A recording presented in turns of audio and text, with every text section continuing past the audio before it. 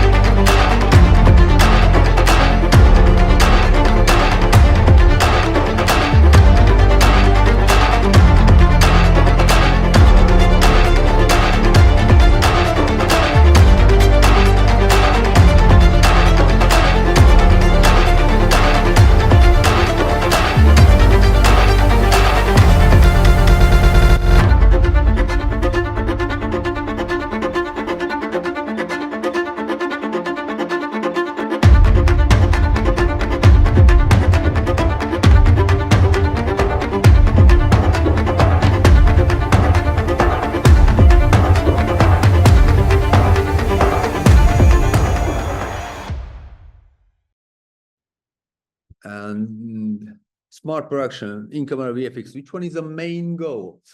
Always what we are talking, fix it in a prep. It means we are thinking in advance collaboratively with the client. If we are a step forward, then with the DP and the director. The main goal is to avoid any post-production or to minimize the post-production. Of course, by the big totals, with the whites, sometimes you have to replace the floor and the ceiling, stuff like that. But mainly we are focusing on those 80% of the footage, which one we can do without any.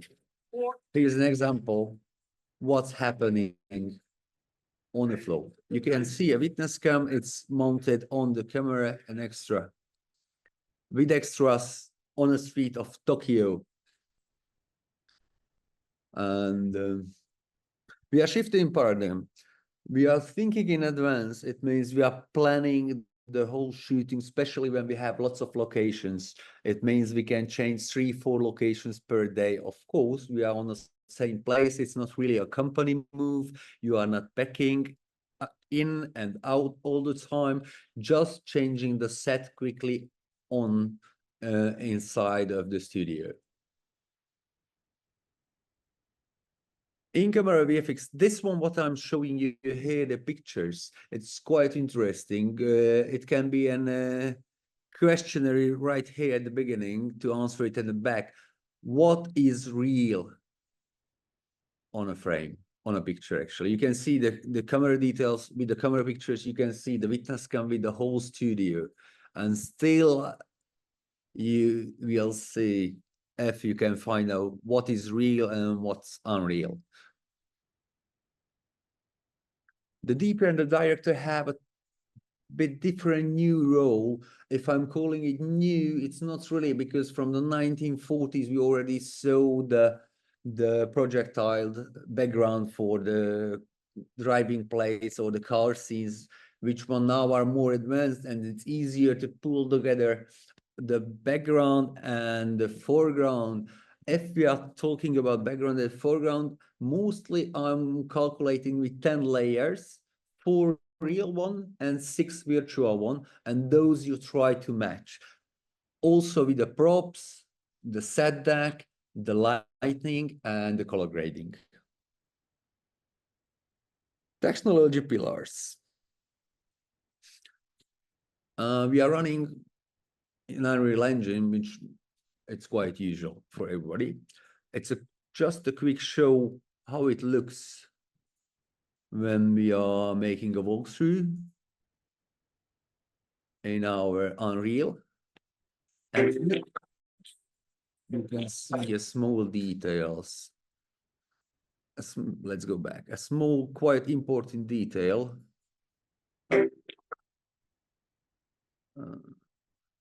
You can see there's a virtual color chart. It means how we are helping, because every camera with every single lens, every sensor is different. It means we are using a virtual color chart and the physical color chart next to each other in a frame. Then with the DPs and the DIT, we are pulling those colors together to match them to have the best results. We are using camera tracking, Red Spy. We are using inside-out camera tracking mostly, but we have always a backup as well in the outside-in system. I won't go into the details. On the last session, you saw already and had lots of information about that. We are mostly preferring this one because we are using the ceiling not as a background, we are using it as an ambient. We are cheating the lights and shades and effects with that. It means our ceiling is a bit smaller, even it's 30 square meters. And now, Frustum.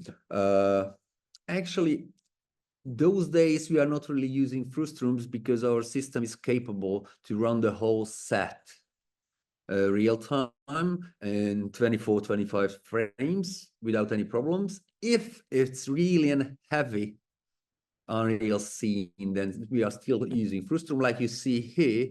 What does it mean? In a Frustrum, you have a full render with the best quality that you can get. That's the camera frame, exactly what the camera sees, because we are matching the sensor and the lenses. And the rest of the LED wall is making the reflections. It means the render is not so great, but light-wise, what's on the actors and the cars especially, you can see it will match. What I'm always try to convince the DPs to use the LED, the main light source. Here you can see what it means to be on the Arctic Pole.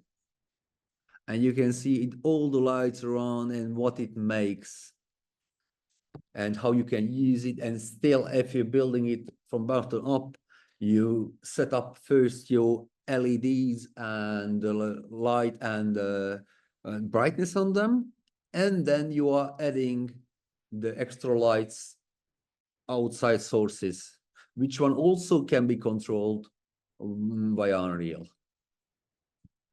The first study, my favorite, this one was a Richter Gedeon commercial, which one is a big pharmacy company, and we did in 3 days 11 locations. From the brief to the shooting, we had few weeks to plan it and to make all the small details. It means the DP and the director was sitting together in the studio with our virtual art department. They planned all the scenes, the camera angles, and also they put the assets as a placeholders, which one are the real physical existing assets. Afterwards, we put them in to that.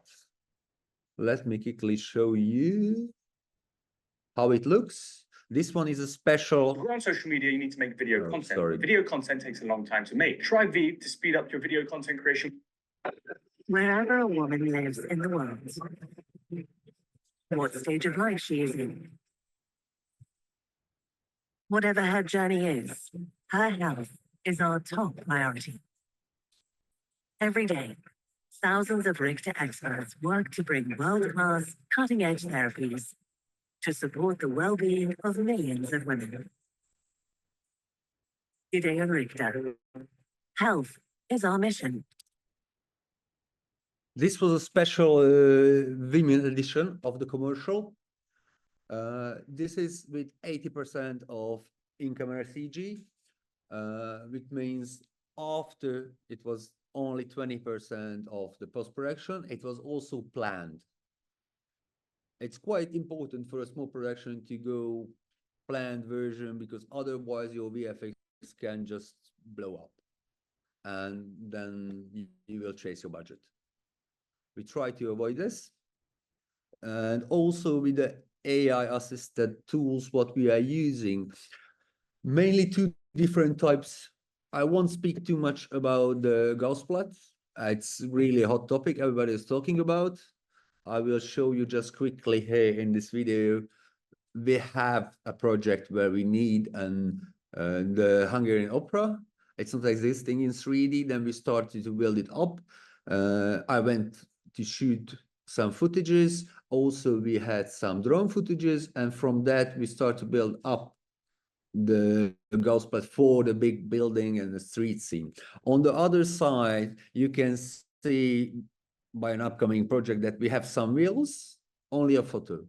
And with our AI tool, we just make a 3D model of it to use those tires in the Unreal scene. 11 locations. Yeah, here I take out all the locations what we had in that commercial, which one they made a several version of it, a 50, a 1 minute something, a 30 seconds, a women version. You can see all the locations. Once they are at the lake, once they are in the desert, in the Sahara, then they are climbing some Himalaya, because you can see it's already in snow. Then we are on the Tokyo street, we are on the beach, we are in a small Mexican apartment with a granny, then we are in the hospital, then we are in some backyard, and all those are some kind of cowboy change. It's quite quick. Mostly it takes 20 to 30 minutes to change the scenes. Already it's planned. If you need to do something heavy and bigger than it's on wheels, then we are pushing it out, bringing in the new set.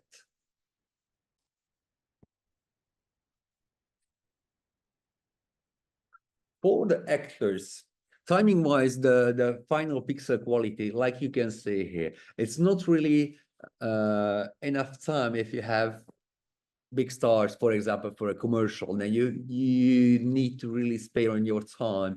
You can see what's the planning. The director is just making leading the actor, and right after the actor can react. Also, the environment really helps them that they are not in a blue or green, which they cannot understand. Here it was a quite Sin City scene, which came really through to the actor.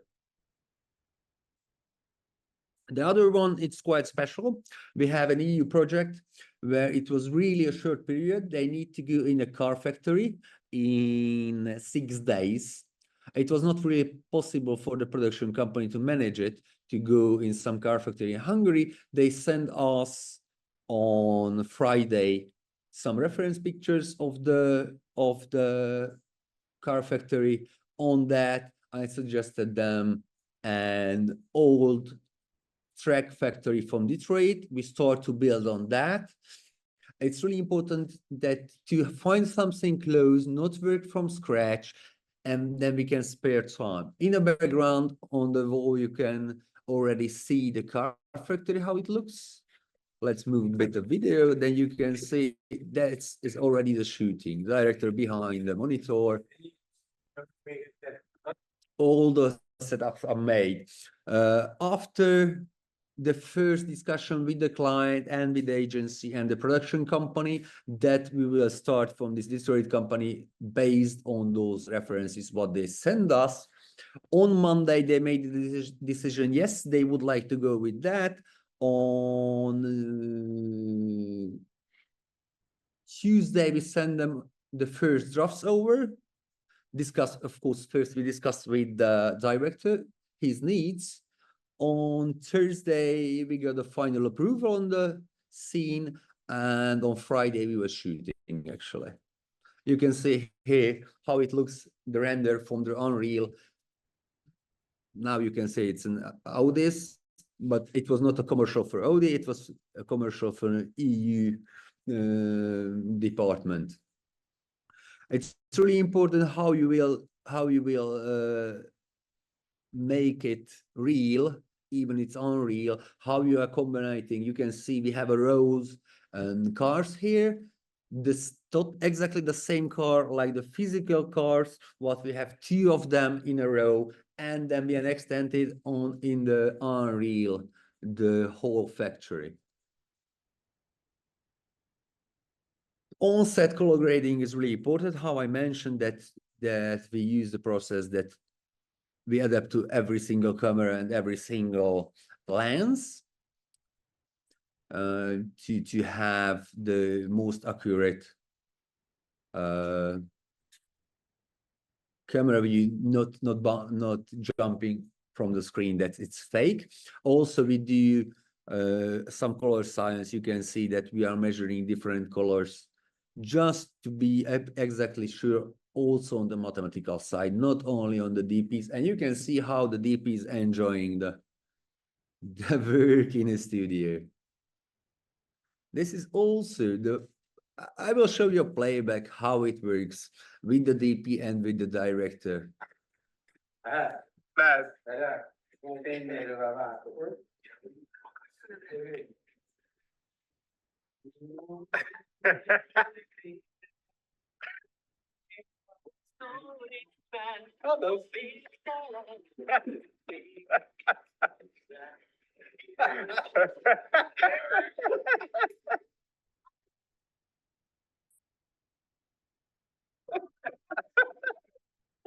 Essa fila não chega.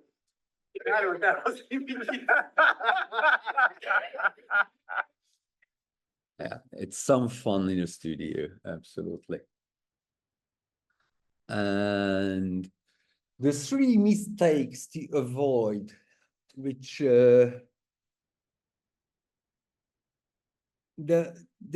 for us the new headline is fix it in prep, actually, because that's what you can plan time-wise and money-wise, budget-wise. Yeah. And also you still will have the space for the creative decisions because you won't be in a rush when you are running your plans in the studio, on the shooting. Of course, in a prep, you can fix this with 4 guys, with the virtual art department and the director and the DP.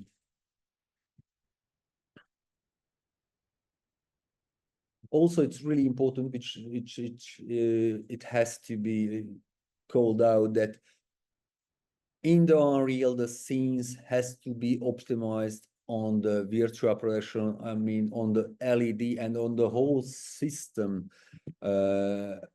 which one is running the background, the cluster, the and display, and all the processors, what it's controlling, which side, which part of the walls, all those stuff.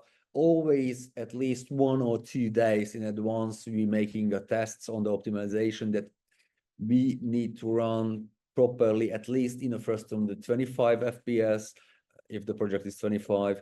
But our main goal and the main aim is to run the whole 144 square meters real time without any problems. The physical lighting and the LED walls output, that's what I started. It's really always a sensitive procedure. I always asking first the DP what he's lighting, 2.8, lower better, it likes more, but of course it's no problem to run it also on a 4T stop 4. But it's really important because otherwise you will have the plastic feeling, some kind of fake.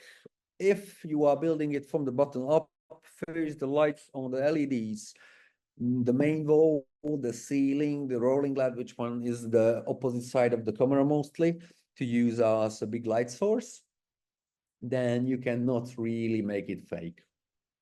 Our workflow in the studio, how we work, and what's the main collaborative process. The consultancy is the first step. What's the projects to have the understanding on our side? What's the main goal of the partner? What they're aiming for? What's the story? What's the storytelling? What the language of the movie or the commercials? From that, it's also, you can see it's always circular. It means it's not linear like the filmmaking until now, that it runs in a circle, but the circle is a bit different. It's a bit like the Fibonacci one, that it's going out the circle to the next phase. From the consultancy, we speak over the project, then we are going to the planning. For the planning, we are starting to work on the Unreal scene. From the Unreal scene, we will present some previews, discuss the previews. From that, we can go to the production, and in the production, you still have the possibility to make a virtual art department, set deck, props, all the details. And then from the production to the delivery, we try to minimize the VFX. We have also in-house the VFX if it's necessary, but the main goal is to avoid it. If we have some VFX, some post-production, we have our special AI supported tools. I will rephrase it.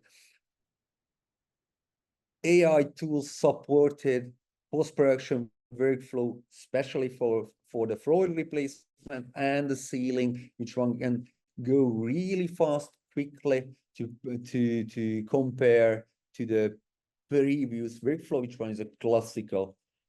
I think at least at half, at least a 50%, it's quicker.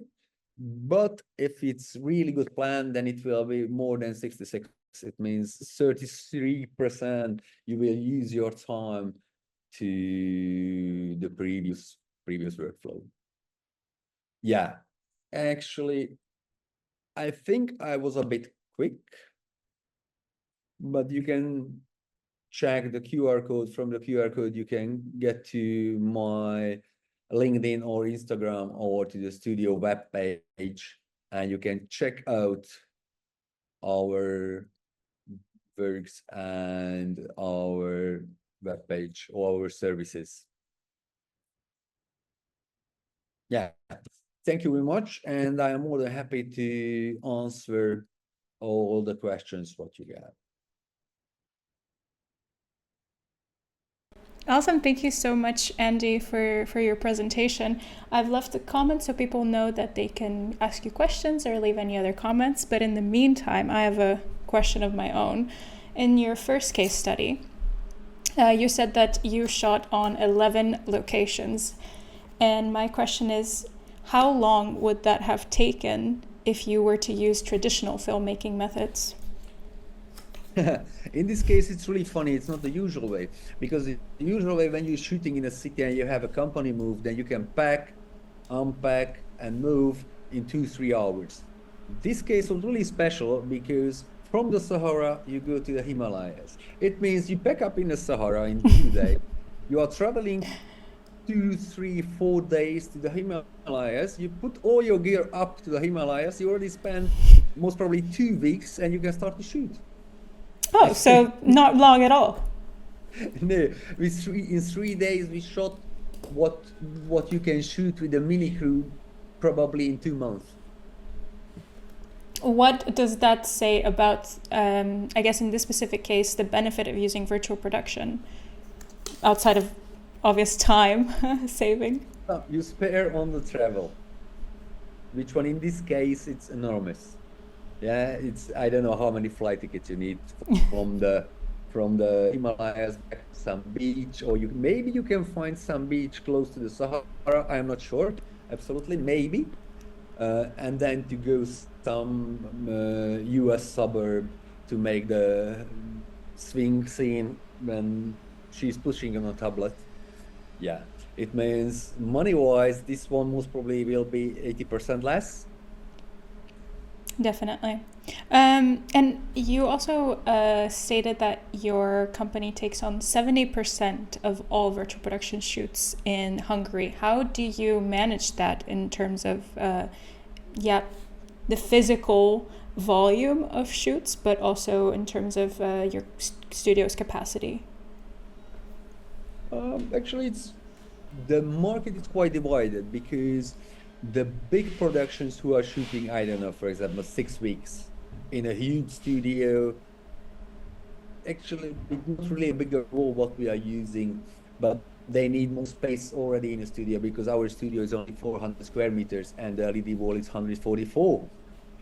They need more space to shoot, and in Hungary still it's not so many big LED or virtual production stage shootings. The commercial, we are shooting every month at least 2-3 commercials, video clip, TV promo, stuff like that. At the moment, it's not really a habit. We still have more capacities, and also, which one is more interesting, a proper VP, which means it's the whole scene, the whole Unreal scene is built up with the props, with all the small details, then to have a discussion with the set deck, what they can provide, to have a discussion with the prop, what they can provide, match those things back to the scenes. It's quite important, but by the commercials, it's still really quick.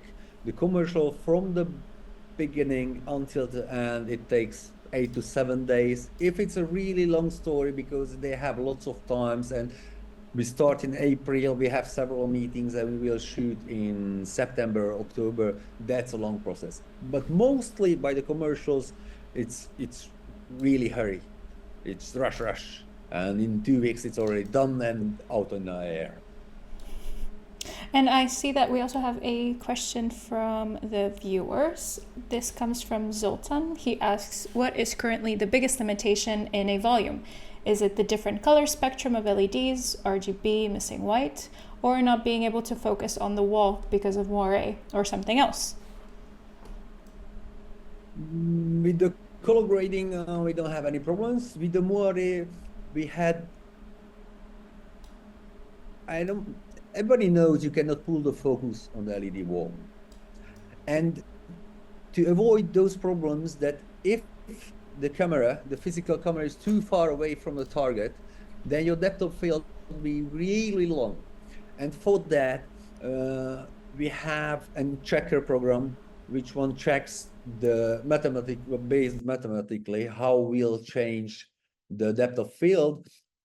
And I have always one of my eyes on that, and I discuss always in advance with the focus puller, just to avoid that the depth can be already, or the focus can be already on the LED walls. Since that we are using that tool, it's not really an issue. If still sometimes it happens, it's not a problem to fix in the post. Also, we have an workflow for it, but we are really trying to avoid it. Definitely. I think that goes along with what you were saying in your presentation. Not only fix it in pre, but also fix it in even before you get to pre-production. Like, make sure that you plan correctly for all your shoots. Another a comment or question, I should say, from our viewers. Could you please elaborate on the case where you said you sometimes don't use frustum? How do you achieve parallax then? Really good question. If we are not using frustum, it means the whole wall is a frustum. I think that's a simple answer. That we optimized our system and the rendering that we can real-time render for the whole 144 square meters.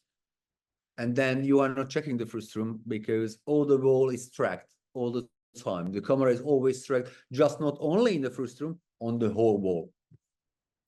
And does that in any way impede production? Because sometimes that could be quite heavy for the machines to run.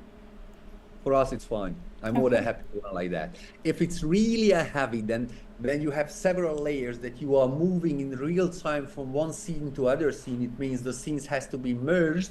Which one? It means at the same time you are running 3 scenes. That can be heavy for our system at the moment. But in that case, still we can use a frustum version. Otherwise, you have real-time rendering on the whole wall, and all the reflections, all the lights are totally rendered on that quality what you need in the camera frame. Well, we hope that answers your question, and you'll let us know in the comments if not.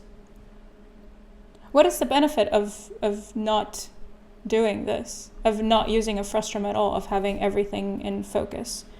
Because you say that you've optimized it this way, but usually people do use a frustum in order to optimize the game engine scene so that it doesn't overload the computer.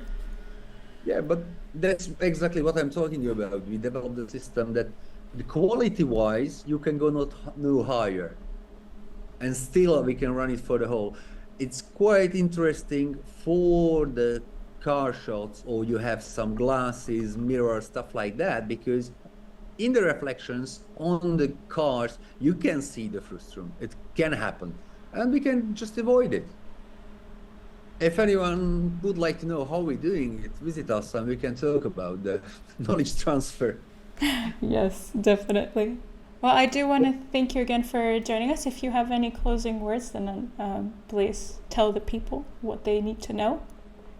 I'm really thankful to our system engineer who surrounding us. That's we are running lots of R&Ds. Always when we have some free time, then we are making new trackers. We can track platforms, real time, gen locked, with time code.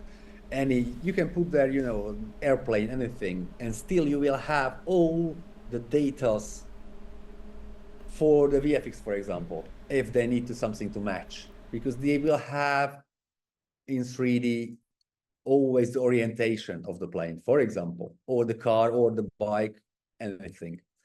Also, we are developing a robot, which means the robot it's a motion control. Which one is it's